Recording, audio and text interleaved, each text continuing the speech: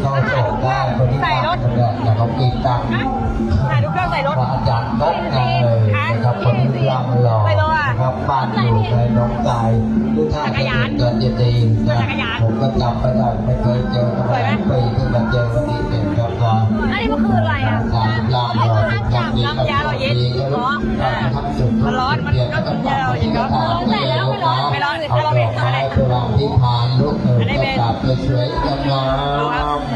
ขอให้ลูกมีความสุขให้ลูกครอบครัวกันนะอายุแล้วก็ให้รวยรวยก็ขอให้โชคนะทำอะไรค้าขายก็ขอให้ดีเงินทองและบุญไหลมาทองไหลมาไหลมานะไหลมาเข้าบ้านกันเนี่ยนะเราก็ทำบุญไปเรื่อยๆนะเราก็ทำไปเราก็คิดสิ่งดีๆอย่างนะขอพรจากหลวงพ่อเราก็คิดสิ่งดีๆ อันนี้น่าไม่ติดเพราะว่าเอามีฝาตะปูไว้โดนมาแล้ว จะ ได้ เจ็บกระเดี่ยวลูกคออะไรล่ะ